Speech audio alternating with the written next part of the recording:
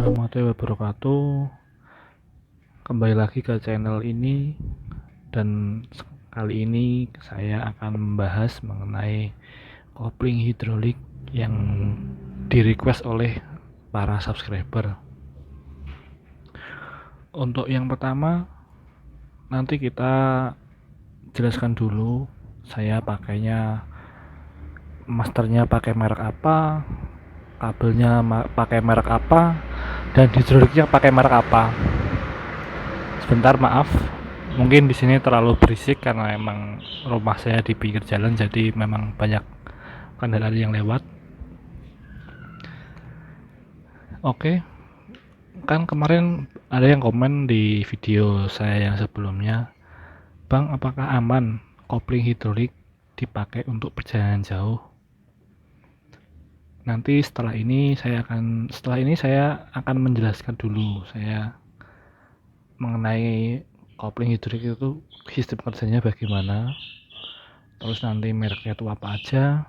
Yang ketiga, nanti saya akan menjelaskan mengenai aman tidaknya kopling hidrolik digunakan untuk perjalanan jauh selama saya menggunakan kopling hidrolik. Baik, langsung saja kita akan menuju penjelasan mengenai merek apa saja dulu yang saya gunakan. Yang pertama, saya di sini untuk master remnya saya menggunakan RCB. Nih, kita dari sini ya biar jelas mereknya. Ini kita pakai RCB.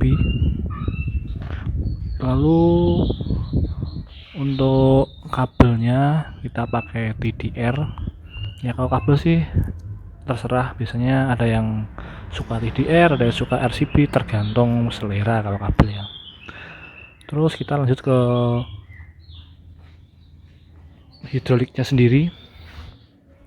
Hidrolik saya menggunakan merek Berlin ini bukan RCB ya, ini Berlin, jadi tembakannya RCB. Dan nanti saya juga bisa jelaskan kenapa saya memilih kopling hidrolik Berlin, kenapa enggak sekalian RCB saja biar sama kayak master remnya. Itu nanti ada alasan tersendiri dari saya ya. Baik, kita lanjut ke pembahasan mengenai apakah aman kopling hidrolik digunakan untuk perjalanan jauh. Ini versi saya ya. Setelah saya menggunakan kopling hidrolik, kurang lebih saya pakai ini tuh sekitar hampir 3 bulan. Hampir 3 bulan saya memakai kopling hidrolik. Ya, semua tuh ada plus minusnya. Untuk yang pertama mungkin kita bahas mengenai kelebihannya. Yang pertama, kelebihannya jelas kopling hidrolik lebih ringan daripada kopling biasa. Jadi kita kalau mengoplingnya itu nggak terlalu capek, lebih ringan. Padahal ini saya tuh menggunakan pernya udah per 6. Jadi kalau pakai kopling biasa mungkin agak berat. Terus yang kedua, kelebihannya mungkin ya terlihat lebih keren aja. Jadi kan jarang kan orang pakai kopling hidrolik itu masih jarang. Untuk sekarang ya mungkin sudah banyak karena emang sekarang memang musim-musimnya kopling hidrolik juga. Kalau pas awal beli dulu masih baru-barunya kopling hidrolik RCB, itu masih jarang pakai, jadi terlihat keren. Terus apa lagi ya, untuk mungkin ya itu cuma itu sih, dua itu mungkin kelebihannya. Yang pertama buat gaya, yang kedua maaf ada mobil lewat, yang kedua mungkin buat fungsinya tuh lebih meringankan beban tangan dalam mengopling. Untuk kelemahannya, sekarang kita membahas kelemahan kopling hidrolik. Yang pertama,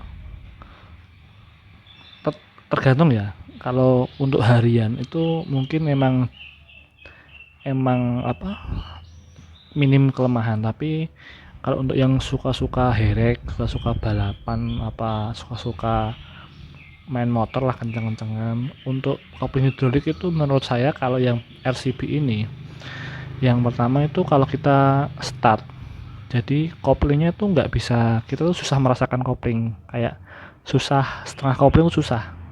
Jadi kalau kopling RCB itu kalau ngopling ya ngopling, kalau enggak. Jadi kalau buat start, buat yang suka herek lo ya, itu kurang enak kalau buat start lo ya. Ya. Untuk yang kedua mungkin masalah minyaknya. Jadi sebentar saya perlihatkan. Di sini kalau kita pakai rem ya, kalau rem ini pemakaian hampir 3 bulan. Minyaknya tuh masih merah, masih berwarna merah. Nih lihat ya, masih merah. Sedangkan kalau kita pakai kopling hidrolik, sama-sama pemakaiannya jangka waktunya sama, di sini warnanya udah hitam tuh, hitam. Jadi beda warna antara kiri dan kanan, beda warna, karena mungkin itu sih kelemahan yang pertama dari perubahan warna dari minyak remnya. Terus paling enggak sebulan sekali lah, kalau kita sering pakai itu sebulan sekali kita ganti minyak rem biar kelihatannya tetap bagus, tetap merah, enggak hitam. Terus untuk yang kedua mungkin nggak ada ya, selama saya pemakaian hampir 3 bulan itu nggak ada kendala sama sekali di kopling hidrolik, kayak rembes-rembesan atau apa itu nggak ada ya. Cuma itu minyak remnya berwarna hitam karena mungkin sering dipakai, jadi harus sering diganti, mungkin ya sebulan sekali lah diganti minyak remnya. Terus apalagi ya, mungkin oh ya, kenapa saya memilih kopling hidrolik RCB ya, karena memang sesuai budget aja sih, kita punya dana berapa ya udah kita menyesuaikan saja. Kan ada yang nih KTC juga ada, yang Nissin juga ada, tapi mungkin selera kalau itu sih. Terus untuk TDR selangnya ya karena memang saya seringnya pakainya TDR. Menurut saya TDR tuh awet. Udah berapa kali saya pakai motor tuh semuanya kabelnya saya pakai TDR selangnya itu. Untuk hidroliknya sendiri, kenapa saya milih Berlin bukan RCB? Ya dulu sih sempat saya mau belinya RCB ya, biar serasi antara hidroliknya dan masternya. Tapi setelah saya lihat-lihat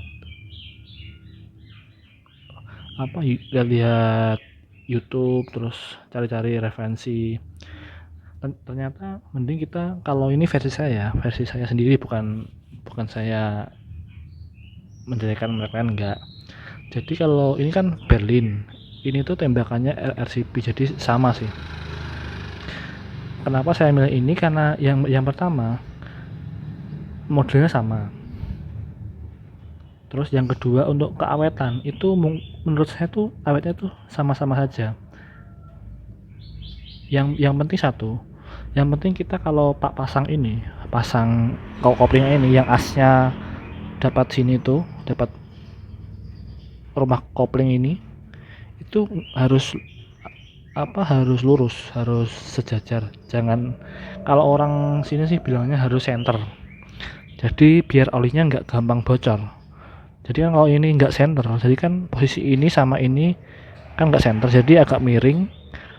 Pas gesekan membuat sealnya itu kayak robek, jadi sering bocornya di sini. Di sini tuh kalau pemasangannya nggak benar, terus dudukannya nggak center, itu sering terjadi kebocoran. Terus yang kedua, ini bukan masalah mereknya ya, bukan masalah luarnya, yang penting itu kan sealnya. Kalau daripada kita beli RCB mahal-mahal, harganya juga 2 kali lipat, ini saya beli cuma 200-an ya, Kalau RCB kan dulu tuh 400 berapa gitu, jadi kan 2 kali lipatnya. Kalau yang penting itu kan seal dalamnya, bukan luarnya ini. Jadi sealnya tuh pakai, ada sih, saya kemarin beli tuh seal buat senjata angin yang tembak angin itu loh. Di toko-toko tembak angin tuh ada seal, jadi bisa diganti. Daripada kita beli mahal-mahal, mending kita beli yang harganya ya bisa dibilang nggak terlalu murah juga, nggak terlalu mahal juga, intinya pas lah di kantong. Yang penting kan keawetannya. Jadi itu aja sih. Yang pertama, kita cara pemasangannya harus center. Yang kedua, kalau untuk hidroliknya tuh kan sama saja. Toh juga RCB kalau rembes, kalau sealnya bocor, dia juga ganti seal, kan cuma ganti seal, bukan ganti semuanya. Jadi mending kita pakai yang biasa aja. Itu kalau versi saya. Ya mungkin segini dulu pembahasan mengenai kopling hidrolik. Ya, yang pertama tadi, tetap intinya tetap enak. Kalau perjalanan tetap enak, tetap aman. Yang penting kita, ya itu tadi, yang pertama kita cek dulu cara pemasangannya sebelum kita berpergian jauh, kayak touring kemana itu kan kita cek dulu pemasangannya ini apakah udah benar, udah center. Terus yang kedua, kita cek seal-sealnya juga. Kalau enggak, kita bawa cadangan seal. Ini kan bisa dibuka nanti kan, dibuka dulu gak apa-apa, dicek dulu sealnya aman enggak sebelum kita berpergian. Kalau emang aman, mungkin kita bisa ambil dulu buat contoh, buat beli sealnya dulu. Di toko-toko tuh ada, kayak di toko juga ada sih contoh seal kayak gini, tinggal dibawa aja, nanti diberikan ke yang jual contohnya seperti ini. Jadi buat cadangan.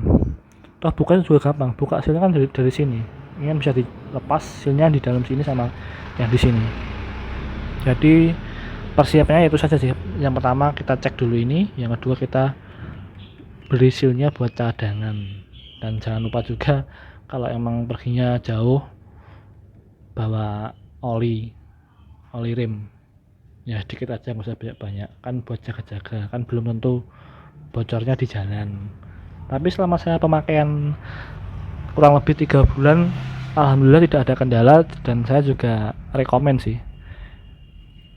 Untuk koplingnya juga enak, terus untuk hidroliknya juga awet, belum ada kendala rembesan atau gimana, belum ada. Ya sudah, mungkin cukup sekian dulu. Bila ada yang ditanyakan mungkin dapat disampaikan di komen, biar nanti saya jawab. Atau mungkin ada yang mau direview lain dari motor ini, mungkin entah karbu, entah skok, entah apa, bisa ditanyakan juga di kolom komentar. Baik, terima kasih buat para subscriber yang sudah menonton dan juga udah mensubscribe. Jangan lupa tetap jaga kesehatan, karena emang ini lagi bahaya-bahayanya corona katanya sih. Ya udah, jangan lupa di subscribe, di like, di komen, biar saya lebih semangat untuk membuat konten yang lain, biar bisa menghibur kalian semua. Billahi taufiq wal hidayat. Wassalamualaikum warahmatullahi wabarakatuh. Terima kasih.